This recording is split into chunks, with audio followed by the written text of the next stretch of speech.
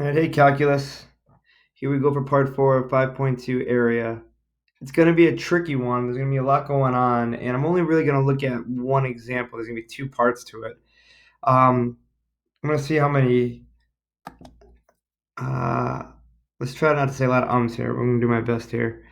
But remember the formula for the lower sum. The sum that undershoots the actual area of a curve is right here. And the formula that overshoots the area curve is right here. The difference is the one that undershoots the area of the curve takes a bunch of rectangles that are under the curve. None of them go outside of the curve. They're all that relative mins in there, the absolute mins in each interval. Where here we're taking the max of each interval. That's where this little m and big M come. F of little m is the absolute min in each ith interval, and f of big M is the max. So what that is so let's just look at this first interval.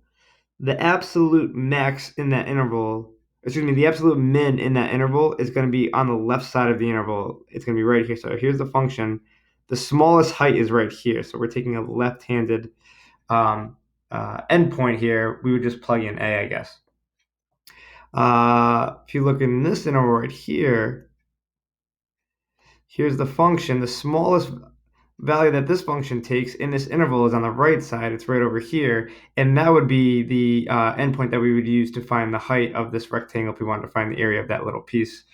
So to find the max or min, it could be a left-handed or right-handed endpoint. Look back to the first couple examples that we did. Let's look right here. What we found here was a lower sum. Each endpoint in the lower sum was on the right side. In this first interval, if I want to find the absolute min of this function, the smallest point is right here. It's on the right-hand side. If I look in the next interval, the smallest point of this function, again, is on the right side. Because it's decreasing, the right-hand side will always be the endpoint of the absolute min of that function. So that's not always the case. If the function's decreasing, then the smallest point's always going to be on the right. But if it's increasing, then that'll switch. If you look at this function right here, the absolute max of each of these intervals, if we just look at the first interval, the absolute max now isn't on the right. The highest point of the function in this little interval is on the left side. Look in this next subinterval. If here's the function, the highest point of that function is again on the left side. And the left side is where we make our rectangles, and that's going to give me an upper sum of the function. That's going to give me more than the actual area. So there's these things called upper sums and lower sums. The lower sum is always under the actual area or equal to it.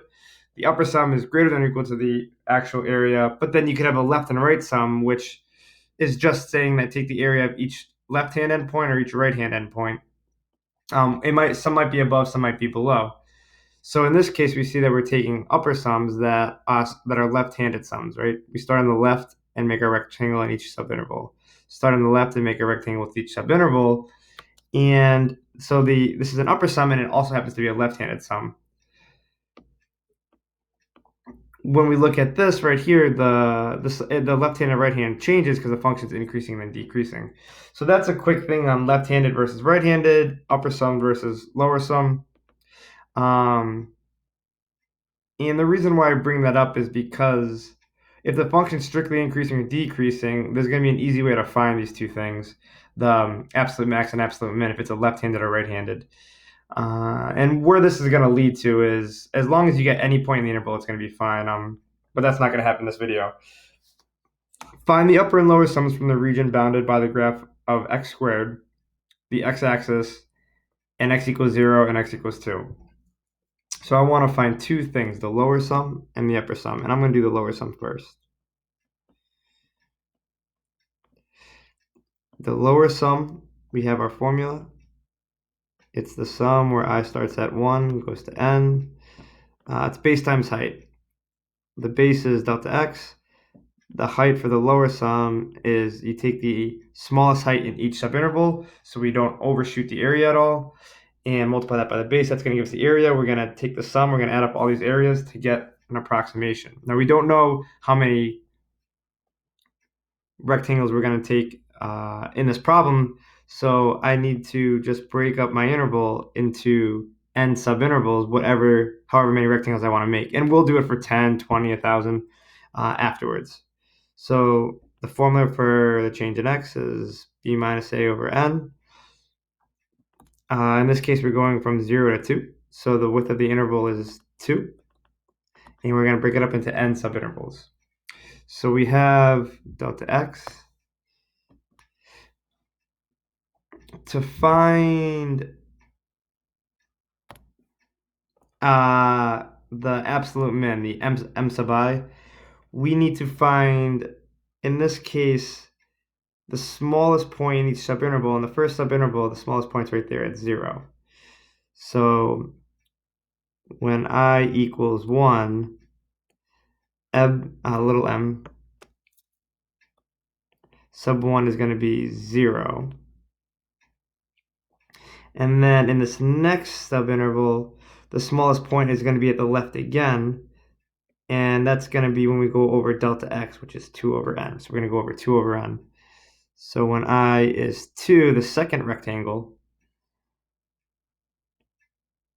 we're going to find the absolute min at 2 over n. And when I equals 3, the third rectangle, the absolute min in this subinterval is going to be on the left side again. And that's going to go over another 2 over n, which is really 4 over n. But I'm not going to write 4 over n. I'm just going to say we went over 2 over n twice. So from here we went 1 2 over n and then another 2 over n. So we went over 2 over n twice. Here we went 2 over n once. And we can continue this down. Eventually, I'm going to get that the ith interval, I'm going to go over 2 over n. I'm going to go over 2 over n spaces. How many times? Well, you see how this is a 3 on the on the third interval? I did it 2 times. On the second interval, I did it 1 times. On the ith, on just some arbitrary ith interval, it's just going to be I minus 1 times. Okay. And let's see if I can use that here. This is what I was looking for. This is the m sub I. F of m sub I, we'll just plug that into our function, and our function is just x squared. So we get the sum where I goes from 1 to n. Delta x we said is 2 over n times f of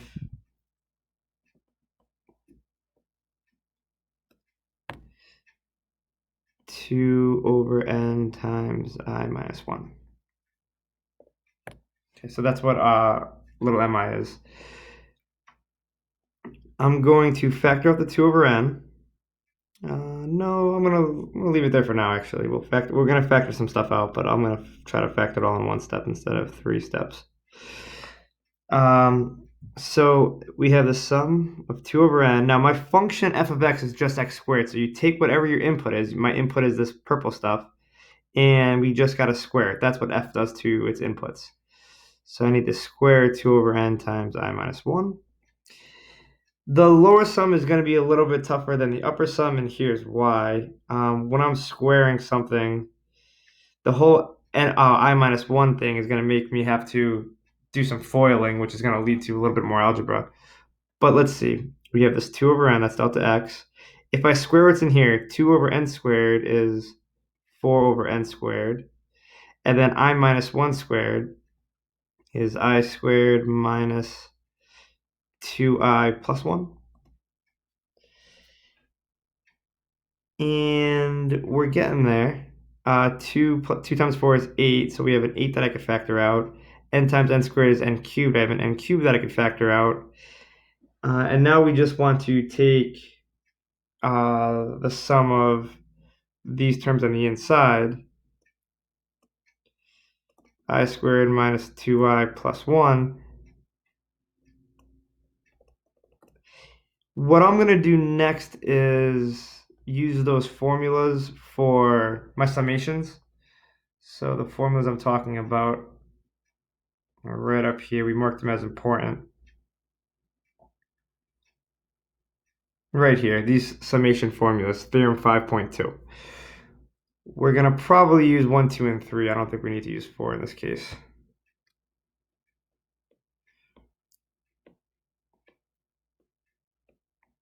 Where are we? Okay.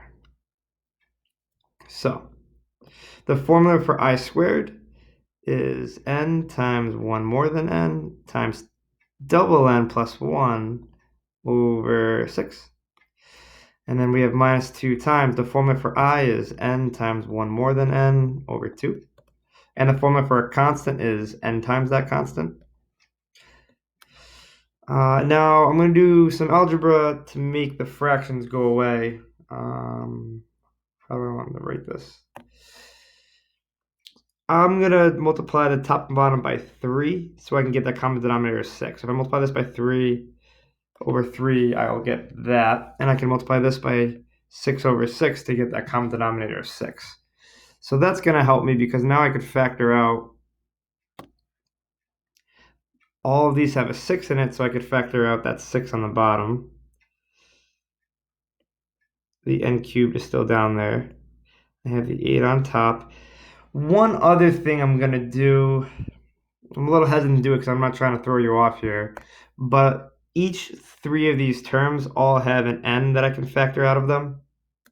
So I'm going to take that n out of them as well. And then I'm left with, let's see, n plus 1 times n, 2n plus 1. If we FOIL that, let's see, 2n times n is 2n squared first. Outer is 1n, inner is 2n, 1n plus 2n is 3n. And last is 1 times 1, which is 1. All right, and then I have this minus 6 to distribute. Let's just keep that purple. Negative, that n's gone because we factored it out. So negative 6 times n is minus 6n. Negative 6 times 1 is negative 6. Again, we factored out that n, so all I have is that plus 6 left over, that 6 down there. We factored out the 6 on the denominator, and then we factored out that n. The only thing that was left was the 6, which is nice because, oops, the plus 6 and the minus 6 will subtract out. One other thing that happens is this n is going to take out one of those n's, so there's only going to be 2 left over. And by the way, 8 over 6 is the same thing as 4 over 3, so a couple slashings there. So I have 4 over 3n squared, and then inside, looks like I have a 2n squared. 3n minus 6n is minus 3n plus 1, so that hits everything. Just distribute, and we're going to be done for now. We'll come back to this in a minute. 4n times 2n squared is going to give me 8n squared over 3n squared. 4 over 3n squared times negative 3. 4 times negative 3 is negative 12n over 3n squared. And then times 1, you're just going to get itself. These n squares will cancel out. This n will take out one of those n's. I'll just have 1 left over. So I'm just going to be left with 8 over 3 minus 12 over 3 is 4. That n is still in the bottom. Plus 4 over 3n squared. And this is our lower sum. Okay. I'm going to go ahead and find the upper sum. You can give it a try on your own if you want, or at any point pause the video and see what you get. We're going to come back to this in a minute. I'm going to erase all this stuff and use all this space for the upper sum. But that's how we find little s of n. If you wanted to find the area of a lower bound for the area with 10 rectangles, just plug in 10, n equals 10. If you want to do it for 100 rectangles, plug in n equals 100. And we're actually going to do that on the next slide. But before that, let's do the upper sum.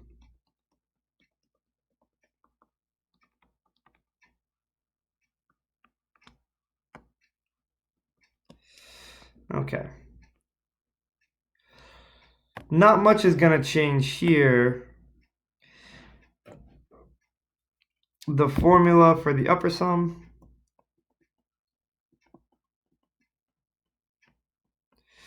is still the sum. So we're going to add up a bunch of rectangles. We're going to add up n of them. We're going to take base times the height. We're going to take the max height in each interval so that we get a little more than the actual area. And that's going to be this diagram down here. Let's find the subintervals. Let's find, well, when I equals 1, what's capital I sub 1? Capital M I. So in this first interval, the highest point in this interval right here of the function is on the right side. So the first endpoint is going to be when we go delta x over, and delta x is 2 over n. Right, so the width of each rectangle, again, that's delta x.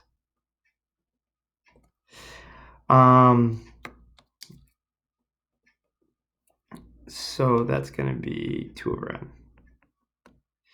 When I equals 2, the absolute max in that interval is going to be found, let's see, in this next interval, the highest point is on the right side again. So here's 2 over n. I got to go over another 2 over n. That's going to be at 4 over n. And now I'm just going to write that as 2 over n, and we went over 2 over n twice, right? We went 2 over n and then another 2 over n. It's going to help me make that formula again. When I equals 3, the absolute max in that interval, we're going to go over another 2 over n to find the right-hand side of that interval. That's going to be where the max is. So we went 2 over n 3 times, which again is going to be 6 over n. So in general, the ith interval, this should be M1, M2,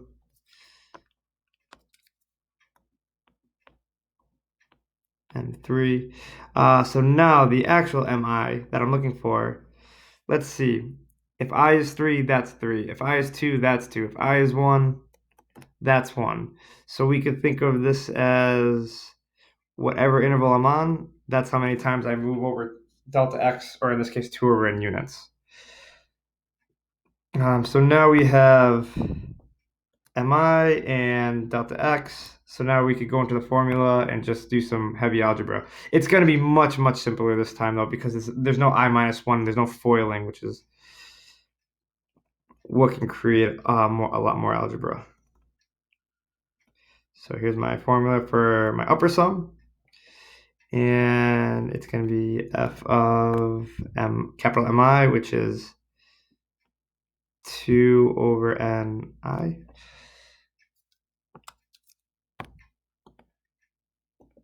Which is equal to, we said delta x is 2 over n. My function, all it does is squares its input. Its input is 2i over n. We went from 1 to n. So here we have the sum where I goes from 1 to n of 2 over n. Times, if I square this, it's going to give me 4i squared over n squared, right? And 2 times 4 is 8. I can factor out the 8. N times n squared is n cubed. I can factor out the n cubed, starting to look similar. But there's no FOIL step here, which is beautiful, because now I just have I squared. And just use that formula for I squared. Was that theorem 5.3 or whatever it was? It's just n times 1 more than n times 2 times n plus 1 all over 6. And I'm going to factor out the n over 6. So that's going to give me, the n's going to go on top, 6 is going to go on the bottom. In the inside parentheses, I'm just going to FOIL this piece. That's going to be 2n squared plus 3n plus 1.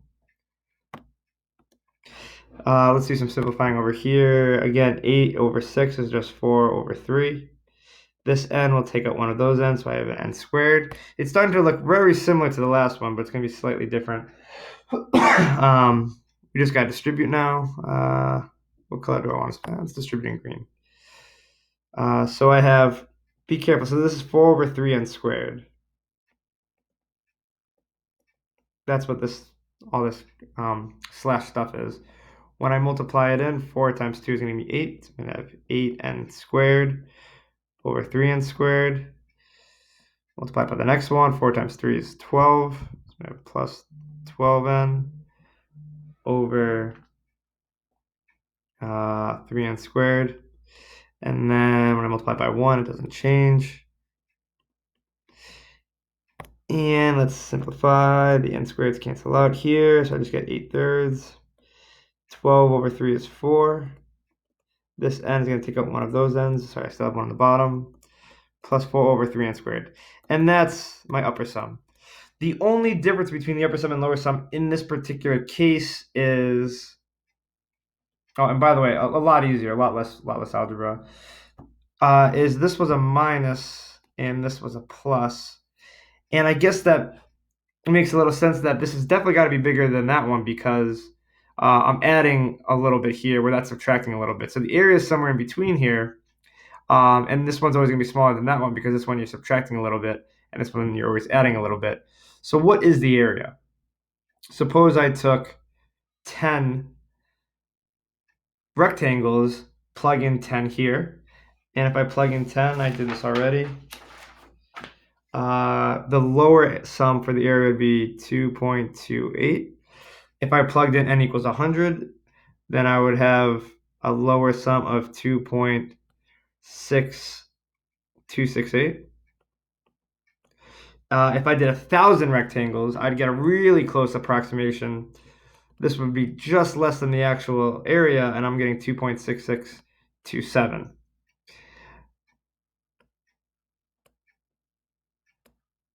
Now, if I wanted the upper sum, so I want to use 10 rectangles and overshoot the area a little bit.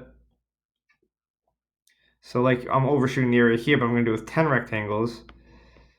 Then the area would be 3.08. So the area's got to be between these two numbers. If I want a better estimate, I'm just going to make more rectangles. If I used 100, 2.7068. And if I used 1,000, my upper sum would be 2.6707. What's going on here is as I get more and more rectangles, the difference between an upper sum and lower sum are almost non-existent. They're pretty much the same as I use more and more rectangles. You're only off by a little bit as n goes bigger. So as n approaches infinity, these are both actually approaching 2.6666 repeating, 2.6 repeating. And where's 2.6 repeating coming from? Well, as n goes to infinity, I know you're all thinking, let's take a limit here. I'm going to take the limit as the number of rectangles goes to infinity of my little sum, which is the limit as n goes to infinity of, we said right here, 8/3 minus 4 over n plus 4 over 3n squared. The limit as n goes to infinity of my upper sum is going to be the limit as n goes to infinity of 8/3 plus 4 over n plus 4 over 3n squared. Now, this limit is going to be very easy to evaluate. As n gets really, really big, 8/3 is just going to stay 8/3. 4 over n, when you divide by a really, really big number, you're getting a really, really small number.